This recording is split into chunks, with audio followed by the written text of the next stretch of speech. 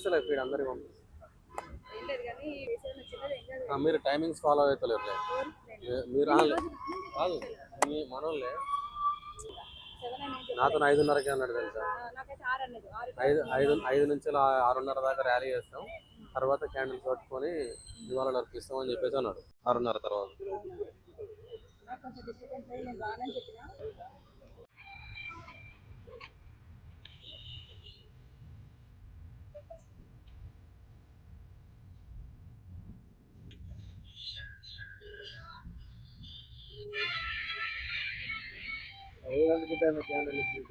లేదు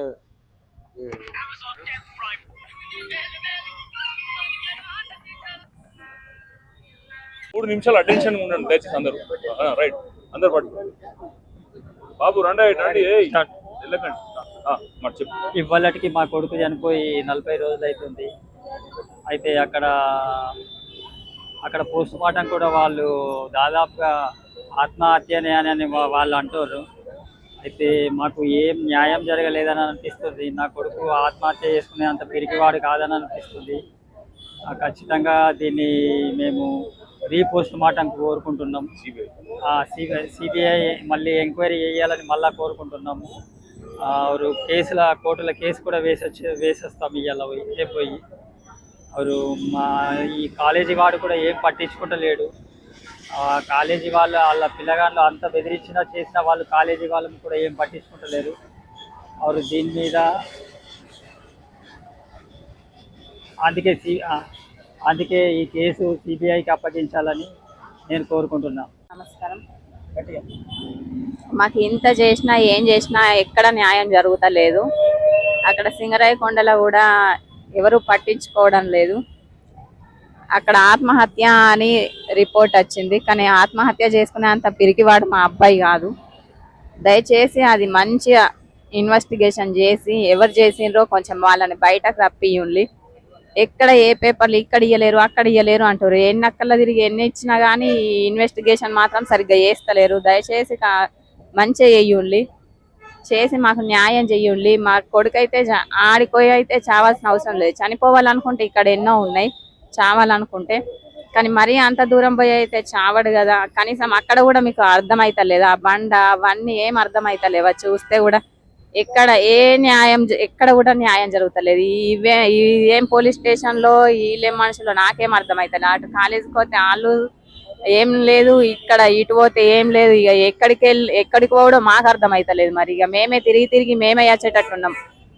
న్యాయం అయితే దొరికేటట్టు లేదు ఈ ప్రపంచం మీద, ఈ దేశంలోనైతే. గిట్లనే ఉంటుందా ఏడన్నా? పేదవాళ్ళకి అసలు న్యాయం చెయ్యారా మీరు? కొంచెం దయచేసి మాలాంటి వాళ్ళను కూడా గుర్తించి న్యాయం చెయ్యండి. ఈ పోలీస్ డ్రెస్ వేసుకున్నందుకన్నా కొంచెం మంది కన్నా న్యాయం చేయండి. పోషాల సరస్వతి బీసీ రాజ్యాధికార సమితి. మాతృశ్రీ కాలేజీకి పంపిస్తే కాటికి పంపించిన కాలేజ్, అంకం రాహుల్ని కాటికి పంపించినటువంటి కాలేజ్, శవానికి సంఖ్యలేసామంటున్నటువంటి ఆంధ్ర పోలీసులు. ఆత్మహత్య చేసుకున్నాను ఇచ్చారు కదా రిపోర్ట్లో, మీరు ఏమి ఇచ్చారు? ఈ రోజు డీజీపీని కలవంగానే 1 గంట సేపట్లో మాకు ఫోన్ చేసి ఆత్మహత్య, ఇక మీరు శవాన్ని తీసుకోమన్నారు కదా. ఆత్మహత్య నేరం కదా. ఆంధ్ర పోలీసులు శవానికి సంఖ్యలు వేయండి, శవానికి సంఖ్యలు వేస్తే మేము తెచ్చుకుంటాం. అరెస్ట్ చేసి పెట్టుకున్నారు కదా మీ భూమిలోనే, అందుకే ఇన్ని రోజుల నుంచి అరెస్ట్ చేసి పెట్టుకున్నారా? ఆ శవాన్ని, అంకం రాహుల్ శవాన్ని మీ భూమిలో అరెస్ట్ చేసి పెట్టుకున్నారా ఆంధ్ర పోలీసులు? ఎందుకు ఇస్తలేరు? ఆత్మహత్యను ఎట్లా నిర్ధారించారు? బండ కట్టుకొని 500 కిలోమీటర్లు వచ్చి మీ దగ్గర మా చదువుకునే అబ్బాయి చనిపోయిందని చెప్తున్నారు కదా పవన్ కళ్యాణ్ గారు. ఖబర్దార్ అని వచ్చి మా తెలంగాణ నడిబొడ్డున తొడగొట్టడం కాదు. నీ గడ్డ మీద నా శవం ఇరుక్కుపోయి ఉంటే హత్యని ఆత్మహత్య అని చెప్తున్నారు. సోయలేదా? ఏం చేస్తున్నావు? ఊగిపోవడమే కాదు, జవాబుదారితనం ఉండాలి. హోమ్ మినిస్టర్ అని చెప్పుకోవడమే కాదు, కొంచెం సిగ్గు ఉండాలి. శవాలని మీ దగ్గర శవమే వచ్చిన నా పిల్లోని ఇప్పటి వరకు కూడా కారణం చెప్పలేని అసమర్థ పోలీసులు, అసమర్థ ప్రభుత్వాన్ని అని ప్రభుత్వము. మీకో న్యాయం మాకో న్యాయమా? మీ దగ్గర జరుగుతున్న సంఘటనలకేమో గంటల లోపల స్పందిస్తారు. ఒక ప్రశ్న వేసిన విలేకరిని వంచబోయి జైలు చుట్టూ 5-6 సార్లు బెయిల్ ఇవ్వకుండా మరి చెప్తున్నారు. మా పిల్లడు ఏం పాపం చేసినారని మీరు అరెస్ట్ చేసిరు. మా శవానికి సంఖ్యలు వేసి మీ భూములు ఎట్లా పెట్టుకున్నారు మీరు? నేను అడుగుతున్నా. ఇడొచ్చి ఊగిపోవడం కాదు, ఖబర్దార్ కాదు. నీకేమన్నా మానము, అభిమానము, సిగ్గుశరం ఉంటాయి. ఆ దోషుల్ని పట్టుకొని ఒప్పయప్పు, శవాన్ని లాంఛనంగా మాకు ఒప్పయప్పు. తెలుగు ప్రజల మీద అభిమానం ఉన్నవైతే మాతృశ్రీ కాలేజ్ సిగ్గుచ్చాటు. ఈ కాలేజ్ గత సంవత్సరము నలుగురు పిల్లలు కాసి ఒక పిల్లగాన్ని దారుణంగా హత్య చేస్తే ఎటువంటి ఐడెంటిటీ లేకుండా క్లోజ్ చేసిరు. అదే తరహాలా ఇవాళ నా రాహుల్ని కూడా అదే విధంగా నిజాన్ని పొందబెట్టాలని చూస్తూ ఆ విద్యార్థులు కాటికి పంపుతున్న మాతృశ్రీ కాలేజ్, నువ్వు పివి నరసింహారావు మన్మడైతే మాకేంది, ఎవడైతే మాకేంది? నువ్వు కోట్లున్నాయా? నువ్వు కరోడ్పతివా? నువ్వు కనిపించవా? డీజీపీ చెప్పిన మరుక్షణమే అయిపోయింది. మీ ఫీజు కనుక వేస్ట్ అయిపోతే, ఆ ఇల్లు కట్టిన ఫీజు, బీడీలు కట్టి చుట్టిన ఫీజు కనుక వేస్ట్ అయిపోతే ఇంకో పిల్లకు మీరు చదివించడానికి పర్మిషన్ ఇస్తుంటారా? వారం రోజుల క్రితం 1,18,000 కట్టిరు. ఆ 3 సంవత్సరాలకి నెక్స్ట్ కట్టాల్సిన ఇంకొక 1 ఇయర్ ఫీజు ఏం అవసరం లేదు. ఆ కట్టిన ఫీజుకు ఇంకో పిల్లని చదివించంటావా? నీ కాలేజీకి ప్రాణంతో పంపిస్తే శవాలను పంపకుండా మా ప్రాణాలతో ఆటలాడుతున్నావా? ఏమనుకుంటున్నావు? యూజీసీ ఎందుకు వీళ్ళని ఎంకరేజ్ చేస్తున్నావు? వీళ్ళు కాలేజీ యాజమాన్యాన్ని ఇంత దౌర్జన్యంగా నడుపుతున్న కాలేజెస్ ని నడపడానికి మీకు ఏం రైట్స్ ఉన్నాయి? ఇది ప్రజాస్వామ్య దేశమా? ఇంకేమన్నా మాకు జీవించే హక్కు లేదా? మేము జీవించొద్దా? పేద బిడ్డలు అయితే చచ్చిపోయినా కూడా మీరు అడ్రస్ చేయరా? ఏం పేదలకు మద్దతు ఇయ్యదా కాలేజ్? మరి ఎవరు ఎందుకు నడుస్తున్నాయి మీ కాలేజీలు? మీరు వేస్తున్నది ఏంటి అసలు? ఎన్ని రోజులు మేము 40 రోజుల నుంచి మేము శవాల కోసము ఇప్పటి వరకు ఇవ్వకుండా డీజీపీ స్పందించిన గంట లోపలనే కాలేజీల్లో చేంజ్ చెప్తారు. ఇంకొక పిల్లకి ఇస్తాము, మీరు 3 సంవత్సరాలు కట్టారు కదా ఫీజు అని చెప్తారు. ఇంకోసారి కట్టుకో. మరి అంకం రాహుల్ యొక్క ఫీజు కూడా ఇంకో సంవత్సరం కట్టుకో. చచ్చిపోయింది కదా, నీకు అభిమానము, జ్ఞానము, విద్య, ఆ మనక్షాక్షి ఏం లేదుగా. మాతృశ్రీ కాలేజ్ నీకు, నువ్వు పివి నరసింహారావు మనమని కదా, దోచుక తినమని పంపిండి కదా మీ తాత నిన్ను. నువ్వు పిఎం మనమని కదా, పెట్టుకో. నీకు నెంబర్ ఆఫ్ కాలేజెస్ ఉన్నాయి, నువ్వు పెద్ద కరోడ్పతివి, అపాయింట్మెంట్ దొరకని లీడర్ కదా, మంచిది. మీకు మా ఆవేదన కనబడతలేదు, మా రోదన కనబడతలేదు, ఎండిపోయిన డొక్కలు కనబడతలేవు, మేము కట్టిన బీడీలు చేతులు అరిగిపోయిన చేతులు కనబడతలేవు. దొరకకుండా అట్లనే ఇవన్నీ కూడా కామన్ నీ కాలేజ్ లా. ఎందుకంటే మా బీదలు ఎట్లా కనబడుతున్నారు మీకంటే పురుగుల కంటే హీనంగా కనిపిస్తున్నారు. అయ్యా రేవంత్ రెడ్డి గారు 2034 వరకు నేనే ఉంటా, ఇక నాదే ఇదంతా.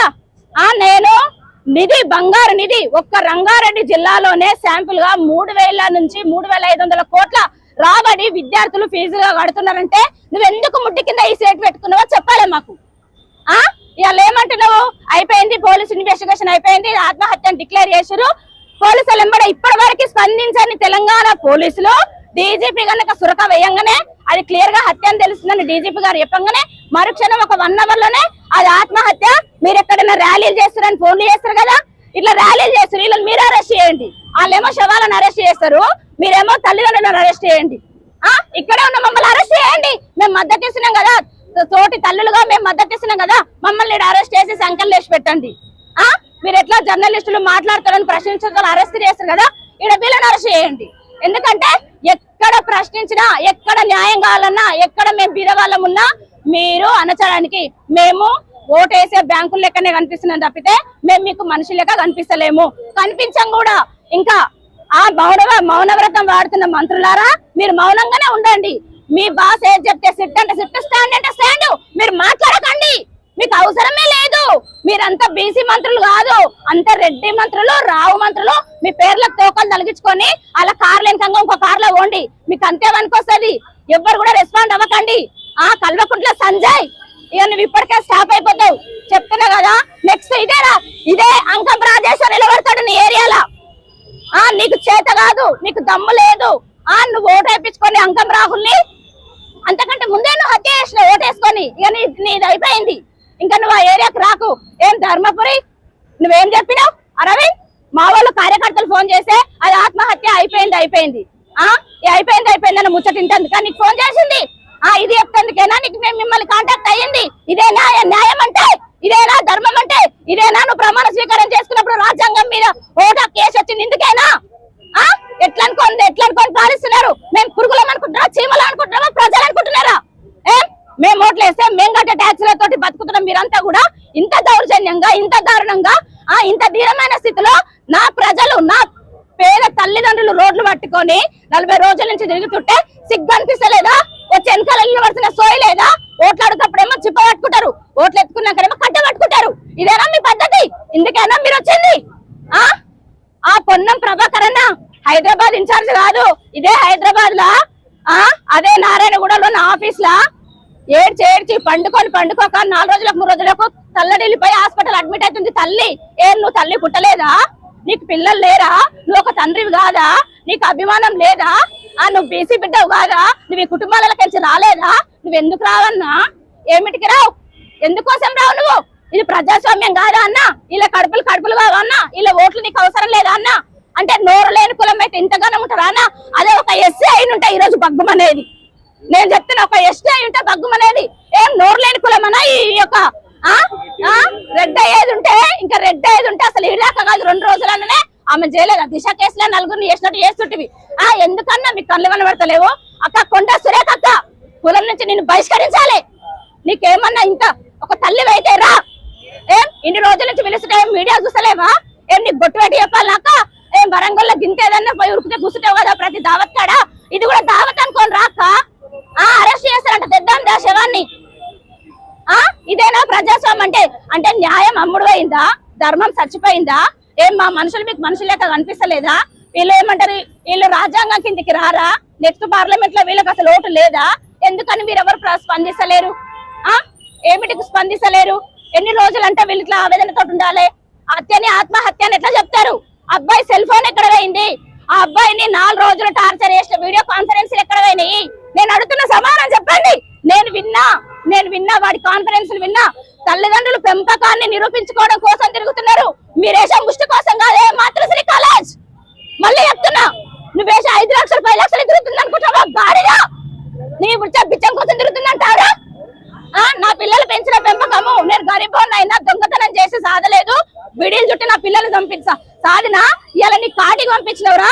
నా పిల్లగాన్ని నిరూపించుకుంటా అని వచ్చారు. ఎందుకోసం వచ్చారు? నువ్వేసే బిచ్చం కోసం వచ్చినా? ఎన్ని కోట్లు నీ దగ్గర? అవన్నీ ఎక్కడికి వచ్చి సంపాదించినావు?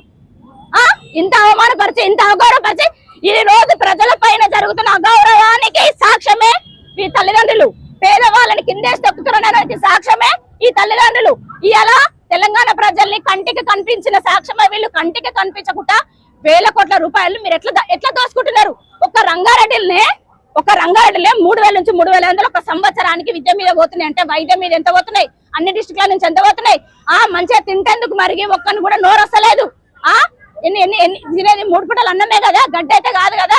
మీకెంత 10 మంది కొడుకులు 15 మంది ఏంది సమాజంలో ఇంత అసవేస్తత?